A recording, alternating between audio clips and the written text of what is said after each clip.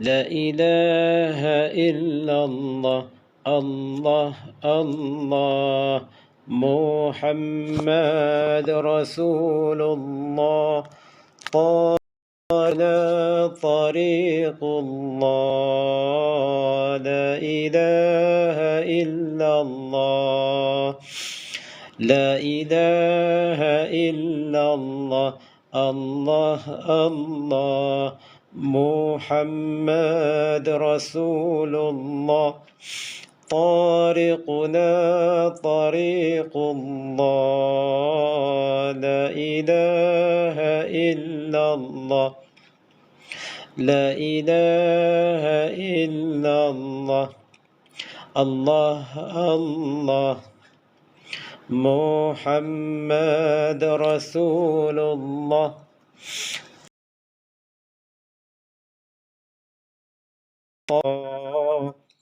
لا إله إلا الله لا إله الله الله محمد رسول الله طارقنا طريق الله لا إله إلا الله لا إله إلا الله الله الله محمد رسول الله طارقنا طريق الله. Assalamualaikum warahmatullahi wabarakatuh. Bismillahirrahmanirrahim. Alhamdulillah wassalatu wassalamu ala Rasulillah wa ala alihi wa sahbihi wa man walah, thumma amma ba'al. Alhamdulillah, syukur kepada Allah Subhanahu wa taala, kita diberi kelapangan masa, diberi kesihatan, diberi kekuatan untuk meneruskan ibadah pada bulan Ramadan. Syahrul Ramadan alladzi unzila fihi al-Quran. Bulan Ramadan yang mana turun pada bulan Ramadan itu adalah Al-Quran. Jadi pada kali ini saya akan kongsi sikit daripada kitab Riyadhus Salihin. Riyadhus Salihin bab fadlu qiraatil Quran. Teman kalau nak baca babu fadli qiraatil Quran. Bab kelebihan membaca Al-Quran. Masih syarz, tolong like.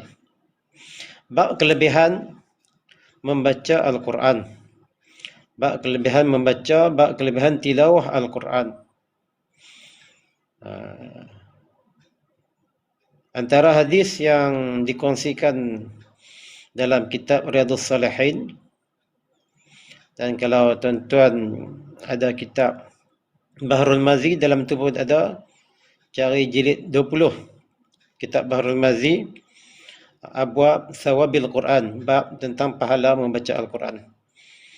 Antara hadisnya ialah an Abi Ummamah radhiyallahu anhu qala sami'tu Rasulullah sallallahu alaihi wasallam yaqul iqra'ul Quran fa innahu ya'ti yawmal qiyamati syafi'an li ashabihi. Rawahu Muslim. Hadis sahih riwayat Imam Muslim. An Abi Ummamah,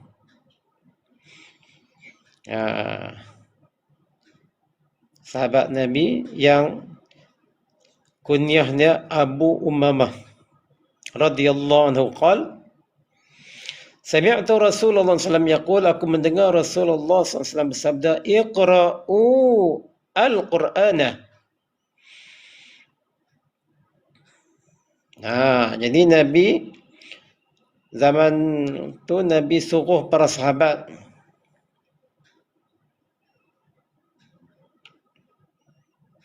zaman tu sahabatlah, dan khitab ni juga terkena kepada kita seluruh umat, jami'ul ummah, jami'ul ummatil islamiyah. Iqra'u al-Quran, bacalah Al-Quran. Fa innahu, hu tu kembali kepada siapa? Sesungguhnya, nya tu ialah Al-Quran. Sesungguhnya Al-Quran tu, yang kata Al-Quran tu, ya'ti yaumal qiyamati.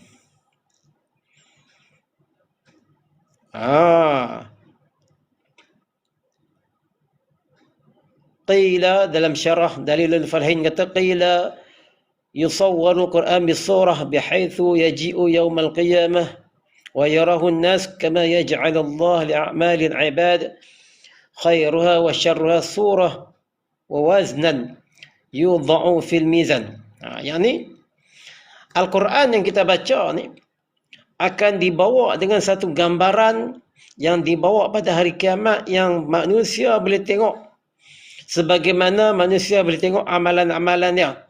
Amalan-amalan hamba ni kita boleh tengok ditimbang sama ada baik ataupun jahat dengan satu surah, satu gambaran yang wallahu alam macam mana kita nak cerita yang boleh diwazan. Wazan, ada wazan, boleh ditimbang.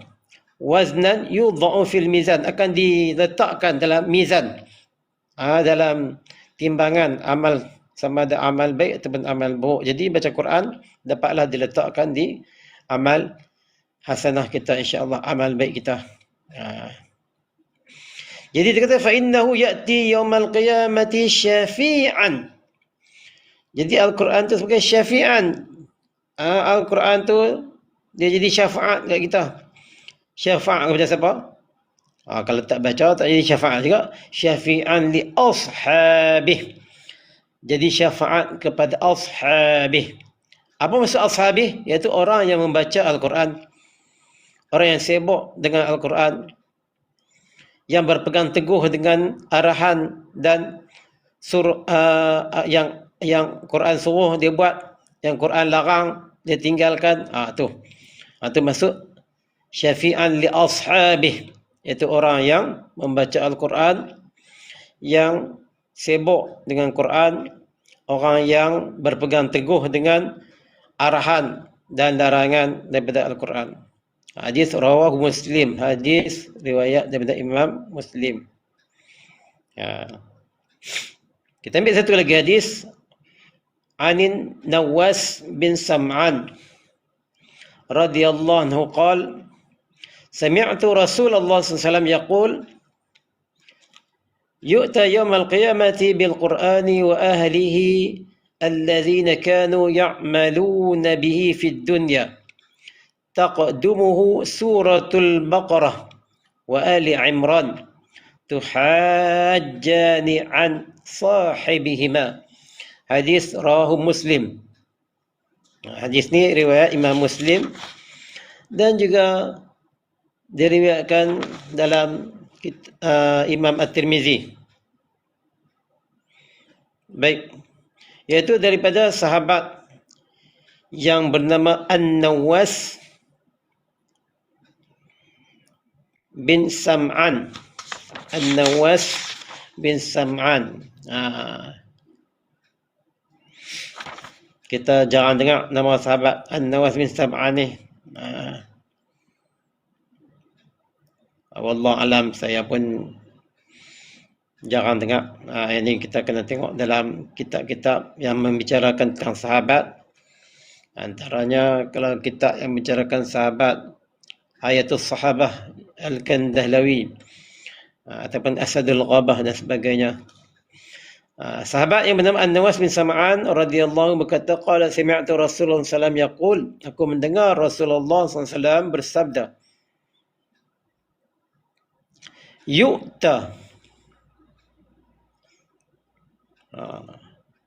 Makasih, tolong share. Moga-moga dapat pahala sama. Saya setakat tolong baca je. Yang nak amalkan masing-masing lah. Kita pun lemah, kita ambil semangat Ramadan ni baca Quran.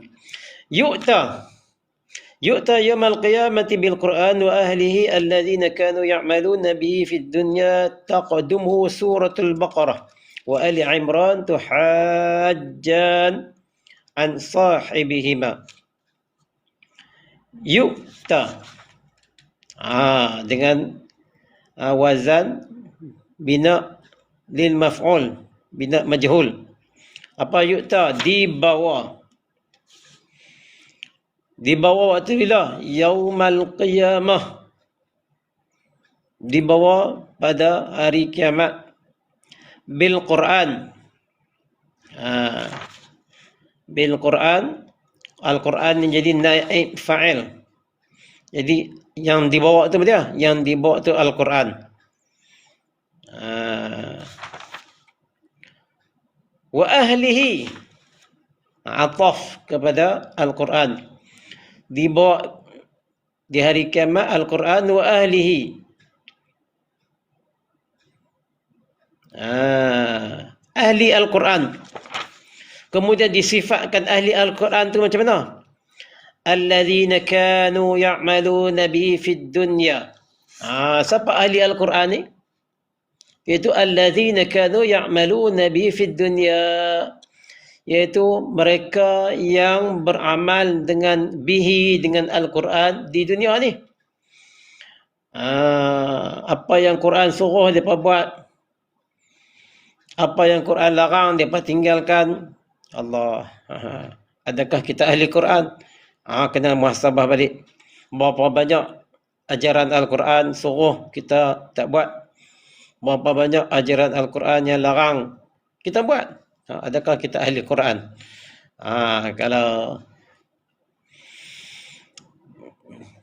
Kalau yang disifatkan sini ahli Quran, alladzina kanu ya'maluna bihi fid dunya, beramal dengan Al-Quran. Allah, Ramadan Karim.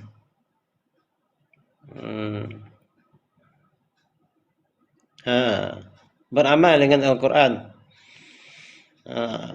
Kalau kita tengok dalam ayat Al-Quran yang 6,000 lebih ayat, 500 ayat dalam Al-Quran adalah berkenaan dengan ayat hukum. Kita tolak tepisat ayat berkenaan cerita-cerita tu. 500 ayat hukum tu. Kita tahu semua ke 500 ayat hukum tu? Kita beramal semua ke? Itu je.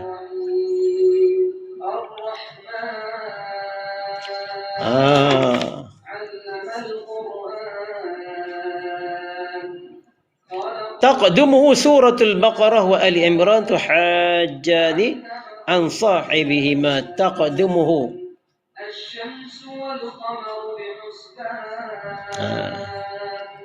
Yang duduk kat depan dia siapa? Yang jadi peguam lawyer kita siapa? Suratul Baqarah. Suratul Baqarah wa Ali Imran. Surah Al-Baqarah dan surah Ali Imran.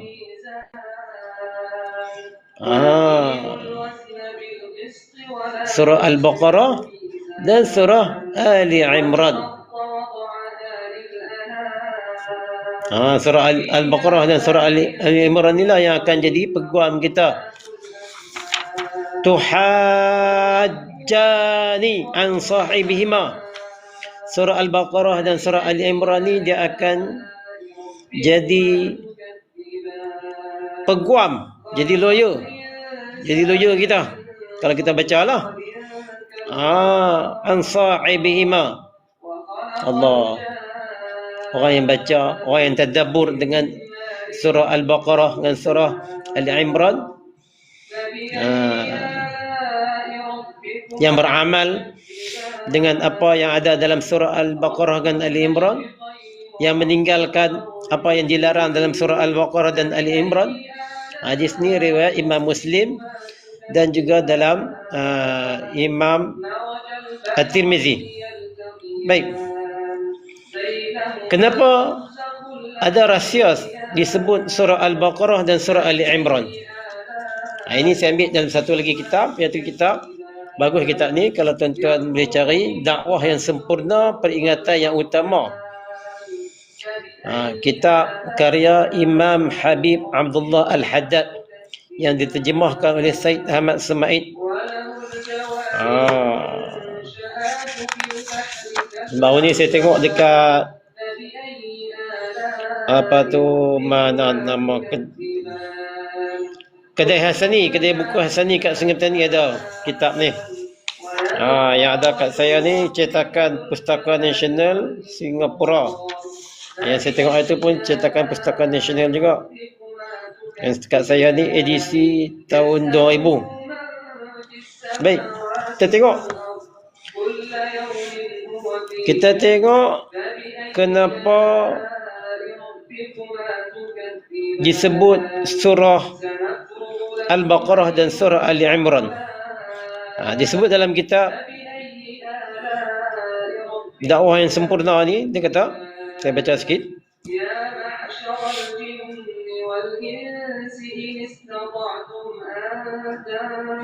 Bila ada orang yang menghafal surah Al-Baqarah dan surah Ali Imran, yakni di kalangan para sahabat, di kalangan para sahabat, di kalangan para sahabat, bila ada orang yang menghafal surah Al-Baqarah dan surah Ali Imran, dua surah itu saja, dia sudah dikira dalam golongan para ulama dan para fuqaha mereka. Dua surah itu saja dah dikira sebagai, dah dibilang, dah dianggap sebagai para ulama, para fuqaha di kalangan para sahabat.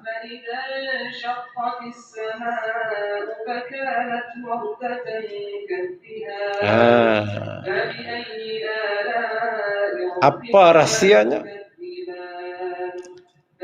Sebab zaman dulu, zaman para sahabat, mereka baca Al-Quran, terutamanya kalau kita tengok dalam surah Al-Baqarah dan surah Ali Imran, dalam kedua-dua surah ni banyak ayat-ayat hukum. Jadi para sahabat, ulama-ulama zaman dulu mengaji Al-Quran. Para ulama tu dia tahu liku-liku agama, perintah-perintah, hukum, hakam. Bila mereka baca Al-Quran, mereka faham maksud, mereka tahu suruhan dan larangan. Mereka tahu apa dorongan dan apa cegahan dalam Al-Quran, dalam surah Al-Baqarah dan Al-Imran. Mana tempat yang mesti, kata apa, nak pegang, nak ambil yang mana, mana ayat yang nasikh, mana ayat mansukh. Sebab tu kalau zaman Nabi, zaman sangat sedikit orang yang hafal Quran dari kalangan para sahabat, sehingga bila baginda wafat, daripada beribu-ribu sahabat, namun bilangan yang betul-betul menghafal Al-Quran dalam kitab ni hanya beberapa orang saja dari mereka. Ada yang mengatakan hanya 4 orang dan ada yang mengatakan 7 orang, namun tidak dapat ditentukan dengan pasti. Tu dia. Banding zaman lah ni, kadang-kadang hafal Quran, hafal Quran, tapi satu habuk pun tak faham, satu habuk pun tak tahu mana satu yang ayat suruhan, ayat larangan, ayat ini cerita tentang apa. Kadang-kadang hafal Quran, tajwid pun tak kena. Jadi zaman sahabat, bila ada yang hafal Quran, hafal surah, 2 surah saja, surah Al-Baqarah dan surah Ali Imran, dia dikira sebagai ulama, dia kira sebagai fuqaha. Sebab dia dah tahu dah, dia tahu mana liku-liku dia dalam selok belok, mana ayat perintah, mana tentang hukum hakam dia. Dalam sebuah hadis bermaksud, barang siapa yang sudah menghafal Al-Quran, maka darjat kenabian sudah dilengkapkan. Dah jadi macam darjat kenabian. Saya baca sekali lagi. Ada orang tak faham, dia kata ada Nabi lagi. Barang siapa, ni hadis tu, maksud hadis, barang siapa yang sudah menghafal Al-Quran, maksudnya hafal, bukan setakat hafal, tapi dia faham, dia amalkan Al-Quran, maka darjat kenabian sudah dilengkapkan di antara kedua lambungannya. Mana kata dia dapat darjat kenabian bawah sikit pada Nabi. Cuma dia tiada diwahyukan kepadanya. Tu maksud, cuma dia tidak diwahyukan kepadanya. Itu maksud hadis. Jadi apa makna menghafal sini? Makna menghafal ialah dapat membacanya. Orang kata apa, di luar kepala kita boleh tebuk. ditebuk dan menyebutkan bacaannya tanpa melihat kepada Al-Quran itu lagi. Itu maksud dia.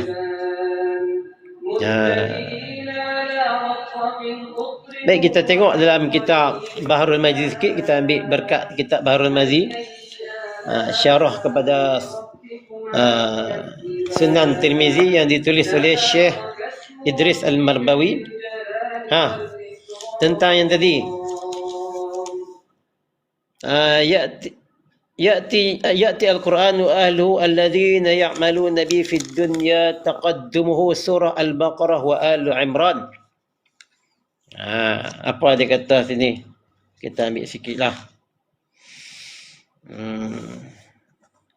Diriwayatkan daripada seorang sahabat bagi Nabi sallallahu alaihi wasallam, namanya apa?